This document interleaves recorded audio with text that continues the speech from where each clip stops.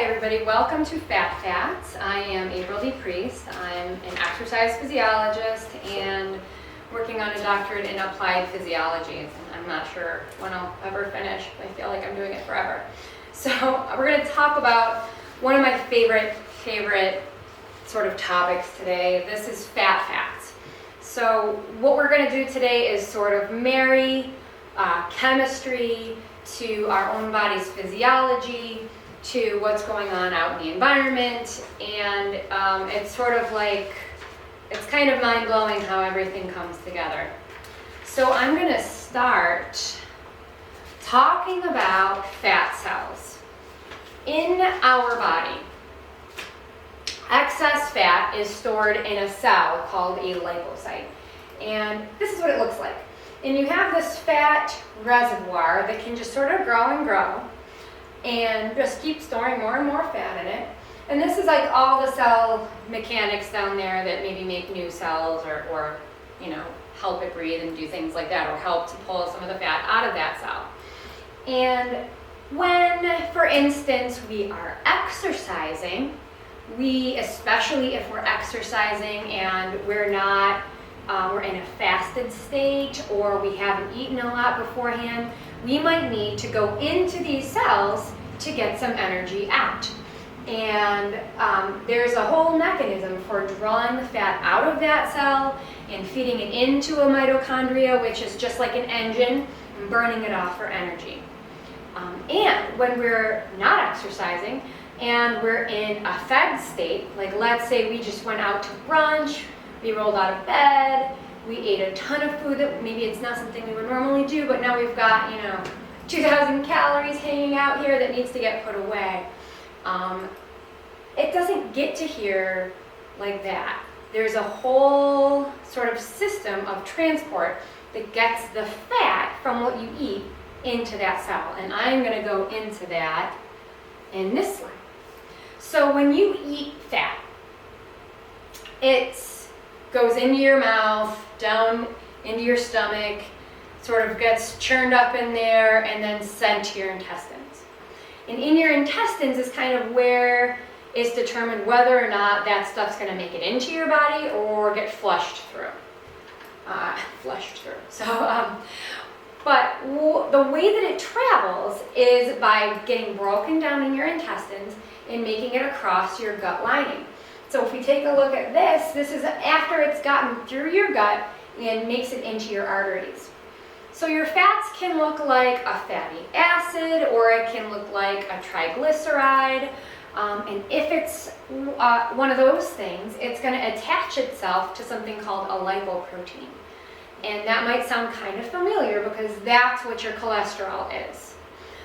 It's like a waxy fat that helps to grab on to these things as they come out of your intestinal lining and carry them through to get put into that fat cell to put away. Or it can get burned and used as fuel, okay? But your triglycerides, your cholesterols are doing that. So HDL, I like to think of as, I remember these things, I went to school for a lot of years, but this is how I remember stuff. HDL stands for happy, which means that it's good. It's a high density cholesterol, which means that something is high in density, it's packed really small, right? So that means that it's small, it's super packed, and it's got all of its fats in nice and tight. It's not really, clogging anything up, and it's moving pretty quickly to its destination of either putting a fat away or taking it off to being used as fuel. Low density is just the opposite of happy. This guy is huge, it's puffy. Low density means that it's like a Stay Puft Marshmallow Man. It's got all those little fat particles hanging off of it. It's bad cholesterol. If you've got a bunch of that in your veins and arteries, you're looking at like a greater likelihood that stuff's going to get stuck to the walls, especially if you have a high sugar diet. It's just going to stick right to those walls and make plaques. It's also going to do things like just clog your arteries. So this is kind of the reason why a lot of times our Western diets are not the best because we sort of eat what we want when we want because we can. We have like unlimited access to calories. That's not to say that it's wrong to eat fatty foods sometimes or that it's wrong to enjoy yourself, but we definitely don't want to do it all the time. And we want to watch what kind of fats that we put in our body. So good cholesterol is stable, it carries bad cholesterol, it takes the free-floating fatty acids and gets them put away, okay? We can't have that stuff hanging out in our arteries and veins for too long because it causes plaque, it causes clogs, and when that happens, we're looking at heart attacks, we're looking at embolisms, we're looking at strokes. We don't want any of that. LDL is bad cholesterol, sticks to your artery walls, and contributes to buildup. From there, I want to go into the actual structure of fat. Now that we kind of have an idea of what fat's doing in your body, like in a very general sense. Fat structure, we have a glycerol and we have 3 fatty acids. So this is a saturated fat. And we can see here that it's just a long string of carbon. And every single carbon is saturated, is loaded up with hydrogens. Okay, there's hydrogens all around. And so a saturated fat is solid at room temperature. And you can see this is like bang, bang, bang, bang, bang. It's not going anywhere. There's no movement. A saturated fat in real life looks something like butter. It looks something like palm kernel oil, or what's another one? Any animal fats, like if you've got bacon grease and then you leave it to get cold and it's going to get hard, and you have that hard stuff sitting in your frying pan. A lot of animal fats are saturated. And then just for chemistry fun, anyone that's ever made soap knows that you use something called like glycerin, which comes from glycerol, which comes from fat. And back before chemistry, back before anybody really knew how to make a proper soap in medieval times, people would take their rendered animal fat, or maybe like fat from their olives, and mix that with water that's had wood ash in it, which just makes it very alkaline. And what comes from that is a soap, which we're able then to use to break up our grease stains, which is pretty cool. So just a funny side note, but this is the structure of a saturated fat. Solid at room temperature. It's a lot of work to break all these hydrogens off here and put this stuff away. A lot more work than, say, an unsaturated fat, which we'll talk about next. So saturated fats, for the most part, are unhealthy. We don't want to get a lot of them in our diet. They're usually derived from animals, things like full-fat dairies like whole milk, cheese, butter. It's very important to note that if you're doing dairy and you get dairy that's from grass-fed animals, there will be more omega-3s in it. We'll talk about omega-3s towards the end. But it's way better for you than maybe like if you go to a name brand, and I hate to throw people into the bus, but like a Land O'Lakes.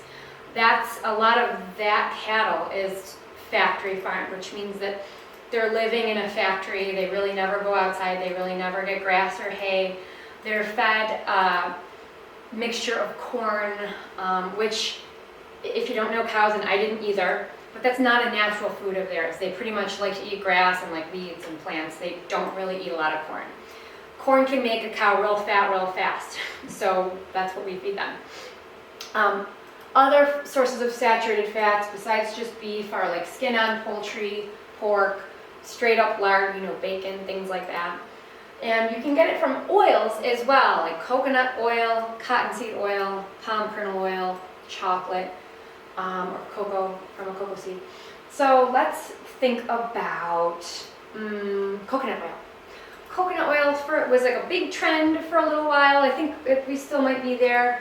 And we thought it was really healthy for us. And it's basically just a medium chain triglyceride. So if I go back to the slide before, and we see these big long ones, it's basically like a shortened version of that.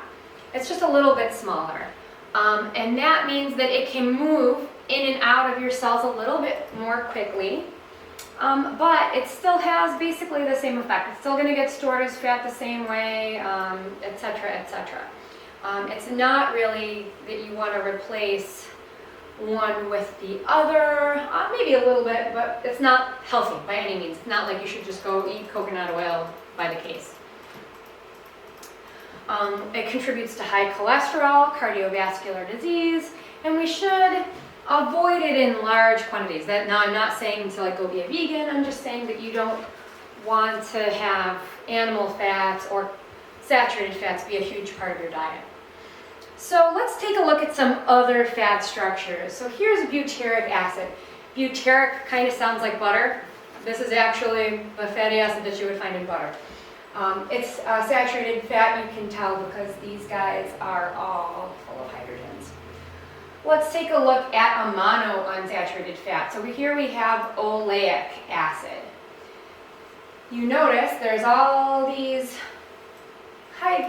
carbons are saturated, except for these two. These guys are bonded to each other, and that makes it monounsaturated. It means in one spot, it is not saturated.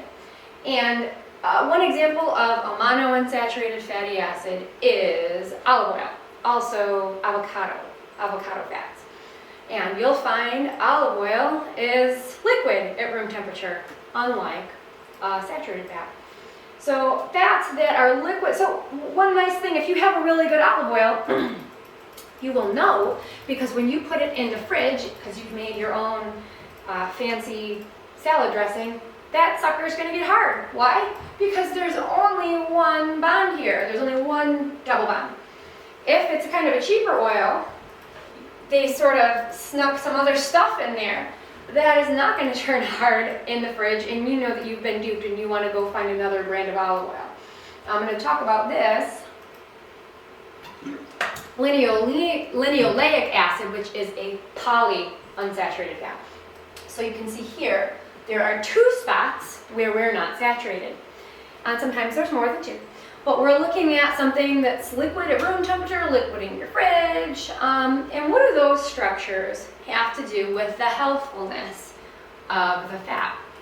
We'll go into that. So monounsaturated fats are heart healthy. So when you look at your Mediterranean diet, these are the kind of fats that you see. We don't want to avoid fats entirely because fats are really good for us.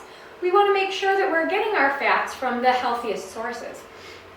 So when they're eaten, especially monounsaturated fats, if you eat them in conjunction with whole grains, they will decrease your cholesterol. So that's really cool. Examples are olive oil, which is about 75% monounsaturated fat, sunflower oil, which is a little bit more, canola oil, cashews, avocados. So canola oil also is a good one for omega-3. So that's kind of the one cooking oil that I always go to myself when I want to, if I don't care about it having like a nice olivey flavor, like I wouldn't do a salad dressing with canola oil. I would, however, do salad dressing with raw cashews. A lot of recipes now you'll see are coming out, and rather than using an oil or maybe a dairy, you'll use maybe a half a cup or a quarter cup of raw cashews, and you just throw them right in your blender with the other dressing ingredients. It's phenomenal. I can't believe how good it is. So I'm doing that a lot. I'm using avocados a lot, and I'm going to talk next about how wonderful avocados are as a source of fat in general. And you could always, if you're not into avocados, but maybe you like olives, you could always use olives in the same way. You can like get an olive tapenade instead of an olive oil, and you'll have more antioxidants and fiber as well. So just for example, an avocado versus avocado oil. So a half of an avocado, like about the size of my hand here, will have about 125 to 145 calories of heart-healthy monounsaturated fats. It'll have 10 grams of fiber. It'll have phytonutrients and antioxidants and a lot of other good things that reduce inflammation in our body. Avocado oil in 1 tablespoon will have about 130 calories. So a lot less, and it's a lot denser in terms of calories. it'll have 14 grams of really healthy fats. That's great. It'll have no fiber and no vitamins and maybe have some trace nutrients. So, what's the moral behind this story? So if you're looking for fat, like let's say if you normally put butter on your toast, maybe just try one time avocado on your toast. If you're making a salad dressing, maybe you want to opt for half an avocado rather than avocado oil. Maybe you want to just use whole olives, or maybe you want to try, another way of using a whole food that is high in fat instead of just using oils. And if you can find ways to introduce that, you'll find yourself having more antioxidants and more fiber, which is really good for your gut. So we've talked a little bit about the other fats. I'm going to get into cis versus trans fats. We've talked about fats being liquid at room temperature and solid at room temperature. So I'm going to go back to the early 1900s and tell a little story about France. For some reason, I don't know why, there was a dairy shortage, meaning that it was really hard to find butter for a lot of people, which if you're a French person is terrible. So there was a really smart chemist who decided that he would take some vegetable oil, which we know is liquid at room temperature, and he would pump a bunch of hydrogen into it using some pretty sophisticated chemical techniques, and that vegetable oil became solid at room temperature because he introduced those hydrogens. Remember how our bonds, we had double bonds? Well, he introduced more hydrogens to try to get them to bond and make something solid at room temperature, so the French people could have a substitute for butter. And that's how margarine got started. And then for a while, people believed the margarine was healthier for them because it wasn't butter, and the whole world went crazy. This is what Crisco is, this is what shortenings are. They're sort of not natural, they're made in the lab, and I'll explain why they're not good for us. So when we're looking at fats, a normal version of a fat that our bodies recognize and can metabolize is a cis-bonded fat. And a cis bond means that right up here we've got on the same plane the two hydrogens, which kind of bends it a little bit. And a trans fat, which is what happens a lot when you introduce a bunch of hydrogen and try to get it to bond in places that it wasn't naturally occurring, this will happen. Sometimes it can happen when you cook in oil at really high heat, but that is very marginal. So when we look here, we can see that the hydrogens are in opposite spaces. And what will happen is our little molecules in our body that will break down this fat will get stuck right there because they don't know what to do when the hydrogen is here. They're just not shaped for it. And so that trans fat is now trapped in your body, sticking to your artery walls and making clogs, and that's why they're so unhealthy for us. And we're really phasing them out of our products, but not entirely. You can still find it in things like peanut butter, and that's going to be in my next slide. We can still find them in things like peanut butter, in baked goods, in some coffee creamers, and shortenings. I don't know what Crisco is doing now. But you can always get things like pressed oils, like Earth Balance and Smart Balance. Those oils are pressed, and that's how they get to be sort of harder at room temperature, room temperature. And now we're going to talk about polyunsaturated fats. So I've gone through all the other kinds of fats. Monounsaturated, those were the really heart healthy ones. That's like olive oil, avocados, things like that. We talked about saturated fats. Those are the ones we want to try to avoid for the most part. And now we're into like our omega-3s and our omega-6s. And this is a fun story. So omega-3 fatty acids are really we know these are healthy.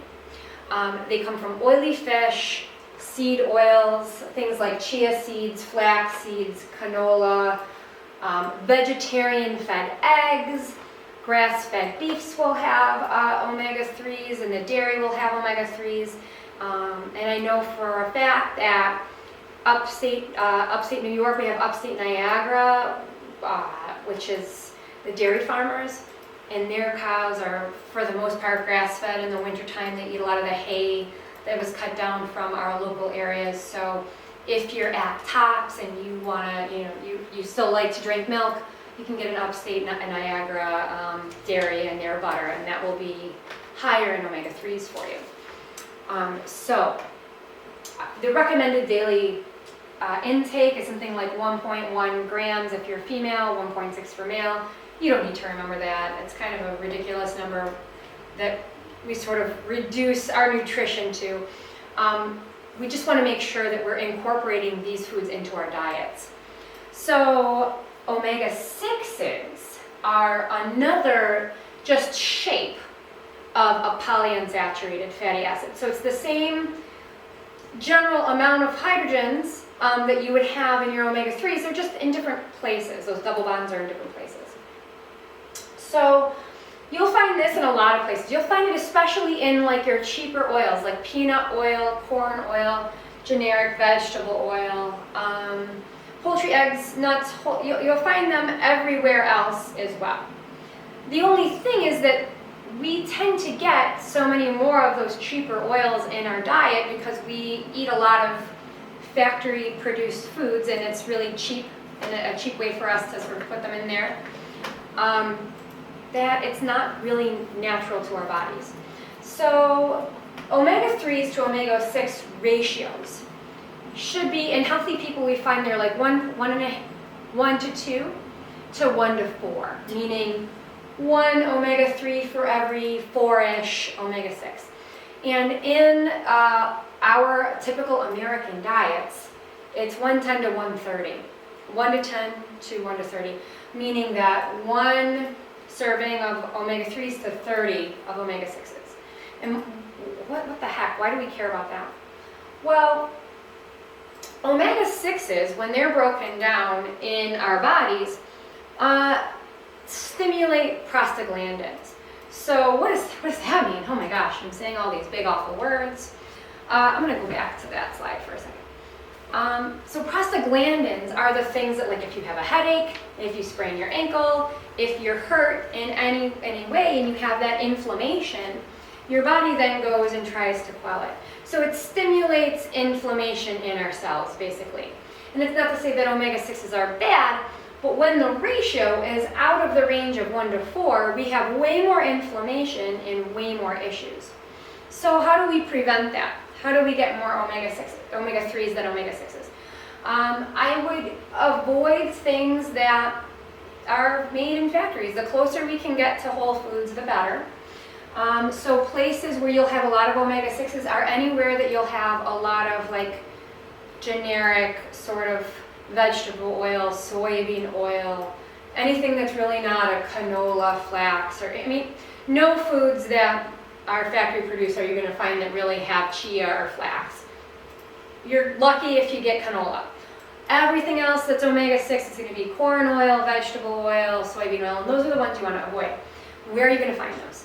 If you think you're being really healthy and you're going to make chicken and you're going to buy a marinade for it, that marinade's probably got the cheapest oil in it.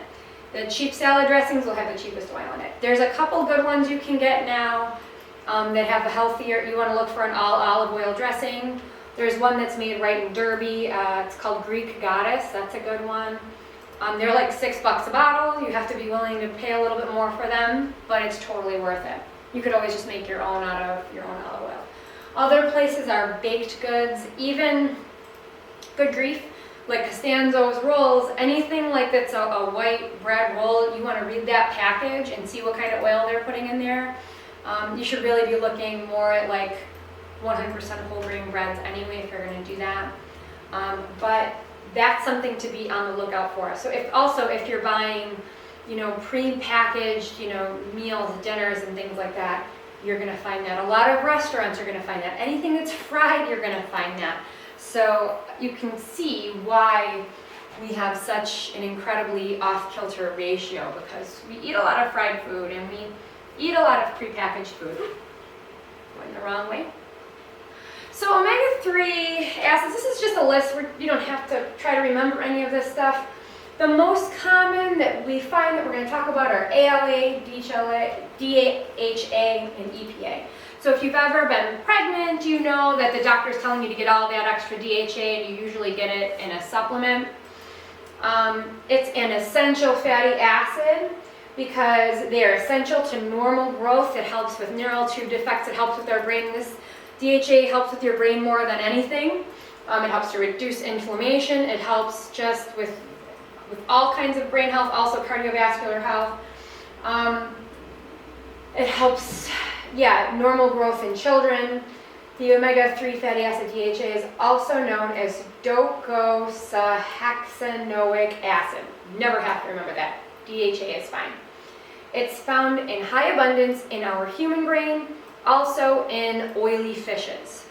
Our bodies cannot make it, which is why it's essential.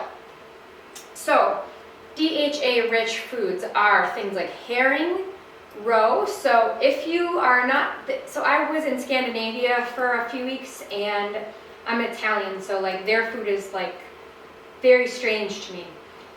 So they eat a lot of salmon roe, and we can buy it at, I know we have it at Wegmans, and I know you can get it at Tops sometimes depending on the Tops you go to. And they're just these little red, they look like balls. It's delicious. I can't believe how delicious it is. When I first saw it, I thought they were crazy, and now I would eat it all the time if I were a millionaire. It's not as expensive as like caviar, but it's a nice treat if you're having something fancy or you just want to try something with DHA in it. That roe's got a lot of it in there. And they're just like these little red, they look like gelatinous balls, and you can put it on something with like maybe a little bit of cream cheese and some those tiny onions, I forgot what they're called, scallions, things like that. Or shallots, not scallions, shallots. Dill on a little piece of brown bread, it's delicious, or a baked potato. That's how they eat it in Finland. Other places to find DHA are tuna, salmon, swordfish, whitefish, sardines. The oilier, colder water, the better. Then there's omega-3 from plants. So I hope this doesn't get confusing, because we just talked about DHA. That is an omega-3. You really don't find a plant source of DHA. I'll go into vegan sources probably in one of the next slides. Omega-3s from plants, it's almost impossible, like you really don't see DHA there. So when this omega-3 is quite healthy, and we do need more of it than those omega-6s. So this is the kind of things that we should be looking for when we're looking at prepackaged products and what they're made out of. Like mayonnaise is a good one. So kiwi fruit seed oil, which you don't see very often. Chia seeds, which we start to see a lot of now. So if you can buy chia seeds and just throw them into your shakes or into your oatmeal, that's a great way of getting it. Flax seeds the same way. Something called a lingonberry. Something called fig seed oil, which I never heard of. Maybe you just want to try figs. Purslane. Oh, I should have picked this and brought it here. Purslane looks like a weed. You probably have it growing in some cracks in your driveway. It looks like a succulent. You can order seeds for like 90 cents and plant them, and then you'll be mad though, because it'll look like a weed. It's a succulent. It's got more omega-3s per leaf than any other supplement or any other plant in your garden that you'll find anywhere. It's really, really healthy. My grandmother used to eat it. I know it's popular in Mexico. You just throw it right in your salads. That's a great place to get it. I eat it all summer. And it tastes good. It's a little more liquidy because it's a succulent, but it tastes good, and you can throw it right into your salads. Just rip the little leaves off and eat it that way. Hemp, canola. So canola is really the one that you want to look for. So like if you're sauteing at home, it's relatively inexpensive. You can cook with it at high heat. You can put it in your oven if you're doing sheet pan dinners. It's really versatile. Another one that I don't see on here is grapeseed oil. It's a little bit more expensive, but it's another great source. Other sources are nuts, walnuts, especially butternuts, pecans, hazelnuts. Oregon is a great hazelnut population, so I get my hazelnuts from Oregon. I just have them, they're just sent to me from Amazon, but I make hazelnut milk out of them quite often. And that's really easy. You just take them, you put them in your little blender, fill it up with water and like half hazelnuts and just blend the heck out of it, and then you can drink it. You shake it up and drink it. It's delicious. Other places are, so now from seeds, you'll get more ALA per sort of calorie than you will from nuts. So flax seeds, hemp seeds, they contain more proportionately to their body weight than nuts. Also, so you might want to just think about adding flax meal. You don't have to get the whole seed. You just can get it already ground, or you can get it and throw it in your blender and ground it up for a second. You can throw it into anything. You could put it right on your peanut butter and jelly if you want. You could put it anywhere. You just add a tablespoon of it to your smoothie, to your oatmeal, to soup if you want. You don't really notice the taste. You can put it right in your salad dressing, and it's a great way to get more healthy omega-3s. Animal sources are grass-fed and pastured products like eggs, dairy, beef. So like if you think of animals that eat grass, like sheep, there's another great source, so like sheep's milk cheeses and goat's milk cheeses. So I talked before about getting DHA from vegan sources. You pretty much have to go find like microalgae, things like Cryptothecanoideum. You can just take this word and go right to Feel Right, and they will direct you to either a bag or a bottle of it, or you can type it right into Amazon.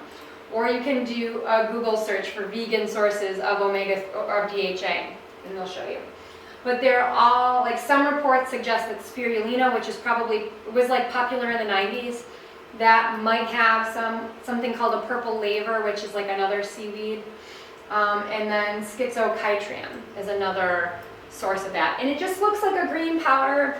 It might have a slight sort of oceanic or like fishy, it's not fishy, but it's like salty, kind of earthy scent, but it doesn't really change the taste of your food. So I've actually used this. I did a smoothie demo, and a lot of people didn't notice it, or they really liked it. It's really good if you throw it in a smoothie with berries, because you're already having a dark color. It will turn everything green, but it's good for you in many, many ways. It's got a lot of antioxidants and those brain healthy DHAs. So we're kind of done with all of the sort of fat structure and that discussion, and I'm just going to talk a little bit about the actual like nutrition side of fat. So 1 gram of fat contains 9 calories. It's much more energy dense than a carbohydrate or a protein, which both have 4 calories per 1 gram. A pound of fat, so this isn't necessarily, this is kind of like not a very educated guesstimate, but a pound of weight that you want to lose is about 3,500 calories. So in the 90s, some people decided that they were going to lose their fat by not eating any fat. And it might have worked for a little while, maybe because we reduced the amount of calories that we were taking in. But over time, we found that we just replaced those calories with calories from carbohydrates and sugar. And we don't want to do that. So let's talk about excess body fat. Excess body fat, I'm going to go back to a paper, actually it was in Time magazine, and one of my professors was one of the authors of this article about metabolic syndrome. So this is probably 2006, 2005 or 2006. Metabolic syndrome is what happens when we've accumulated enough body fat for that fat to start acting like its own endocrine, to developing its own endocrine system or making its own hormones to tell other things in your body what to do. So people who are overweight, you have like a double whammy, because your fat is now telling the rest of your body to store more fat and not let it out. It's telling your insulin not to necessarily always do its job, and it's directing your fuel to be stored as fat. We start to see things like insulin resistance, meaning that insulin just doesn't know what to do with itself. It's just overtired from putting stuff away, that it's just not doing it anymore. We see increased fat storage, so your metabolism slows down. Cardiovascular disease. And what is the one thing? So if I went back to the first slide and showed you that picture of that fat cell, even with a less than perfect or poor diet, the one thing that undoes all of this is exercise. The one thing that pulls fat out of that cell is the fact that your body needs that fuel, is exercise. So if you're the type of person like me who maybe goes and runs the turkey trot and then eats 4,000 calories at Thanksgiving dinner, you're not gonna make up for that with your 5-mile run. You're never gonna you're never gonna burn all of that off. And I could run a marathon and I'm still not burning off that many calories. But what you've done is you've set your body up to be, to sort of combat these metabolic syndrome issues. So even in people who are overweight and find that their metabolisms have slowed, you undo that. They're able to turn things around through exercise. A lot of times we hear the term, it's 75% nutrition or 80% nutrition and the rest is, exercise. And I would say that if you wanted to look like somebody up on a stage, that would be true. If all you cared about was losing weight, that would be true. But if you want to feel good, if you want all of your body to work perfectly, you could not have a perfect diet and you can exercise, you'll feel way better, you'll be way healthier, as long as you're not a horrible eater. And you'll get more out of that than by trying to have a perfect diet. So back to the 90s, so why do we need dietary fats? Why do I need it anyway? I had a client who was so mad that, I told her if I make spaghetti sauce, I start with a little bit of olive oil. She threw everything. She's like, why do I need oil? Why is, And so I tried to explain to her, well, when you're making sauce, oil takes on those flavors of garlic and onion and it permeates the rest of the sauce with them. It sort of helps to move everything, in all of the flavors and marry everything together. So you totally need it if you want to have good sauce. You also totally need it because not only does it take on flavors, but a lot of nutrients are only fat soluble, can only get into your body through fat. So just like your garlic and onions, your vitamin E is fat soluble. It needs fat to be absorbed. It also makes up all of our hormones. Every single one of our cell membranes are made out of fat. So if you want to make new muscle tissue, if you want to make new neurons, if you want to be building for the rest of your life, you need healthy fat. You need it. It protects our organs. It helps to keep us warm. It's a great source of energy. If I have to walk, 5 miles, I care more about having healthy fats, than I do about having a protein shake. You need it for energy, especially when you're at a sub-maximal workload. So you're walking, or you're walking pretty quickly even. You're using a lot of fat to do that. You're burning a lot of fat, so you need it. So with this, I hope you got from it that nutrition is really comprehensive. So it's not just about having small amount, making sure that we're getting all the right amounts of things. It extends to more than just our macronutrients. It comes from, where our food comes from, what food our food ate, and all of those things will have an effect on how our health is. For instance, back to our omega-3s and omega-6s, you can't take what our normal diet might have been, which was just having an oil or just a butter, and replace that stuff with something like a margarine or making oil in a factory out of the cheapest oil we can find, like peanut oil. That stuff's going to detrimentally affect our health. But when you take olives that grew in the sun and had healthy compost, and you squeeze them and use that oil, you're getting a whole lot of antioxidants, a whole lot of monounsaturated fat, and a lot of good health. So I hope that through this presentation, you learned a little bit more about not just fat, but nutrition in general. So I'm gonna wrap up there, and you have a great rest of your day.